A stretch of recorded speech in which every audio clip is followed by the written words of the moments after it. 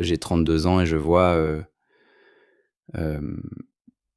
je vois mon père qui a travaillé, dur, toute sa vie, qui a été exemplaire, mais là qui passe ses journées à se faire, insulter et humilier par ma mère, nuit et jour, hein. J'ai trouvé ma nouvelle punchline, pour lui le monstre n'est pas sous son lit mais dans son lit. Alors que je connais des endroits où des hommes comme lui seraient vus comme le messie, gentil travailleur, responsable, drôle, mais non, il est enfermé dans ce mode de vie, en fait, où on travaille, du soir au matin pour des vacances qu'on ne veut même pas, où on a peur d'être seul quand la retraite approche, où se séparer, c'est la loose dans la famille. Heu, je vois aussi mes cousines, qui sont en couple depuis longtemps, elles sont irréprochables, mais je me comparerais plus à leurs conjoints. Ils ont fait de jolies études, ont un bon travail,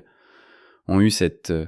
dernière copine assez tôt, à travailler du soir au matin pour la courtiser, avoir une voiture, une maison et depuis peu leur enfant et je sais que c'est le chemin de la réussite.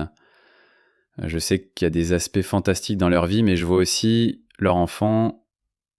comme un lait sur le feu qu'on va devoir surveiller pour les 5, 6 prochaines années en continu. Que là, ils vont se mettre à espérer des vacances en amoureux dans 10, 20 ans, quand la retraite commencera à pointer le bout de son nez. Là aussi, longtemps, je me suis dit: «Pourquoi moi, j'ai pas la force de finir mes études, de me tenir à un boulot?»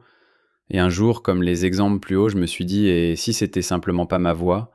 Eux, ne voient que le kiff et acceptent les difficultés de ce mode de vie. Moi, je ne vois que les difficultés et les kiffs ne sont pas suffisants pour les endurer. On peut fermer cette parenthèse avec tous les fantasmes des gens normaux, partir en vacances, pour, souvent se faire chier ou boire des bières 5 fois trop chères, avoir une plus grosse voiture, montre, des fringues plus chères, toujours plus de restos plus chers et cetera et cetera. Ça prend pas avec moi, subvenir à ses besoins sur les choses nécessaires et même des loisirs et cetera bien sûr, mais cet engrenage infernal et sans fin de toujours vouloir plus, plus gros, plus cher, j'arrive pas à rentrer là-dedans. Je crois que dans mon esprit, la moindre chose superficielle ne justifie pas un travail que je ne veux pas faire et en parlant de ça,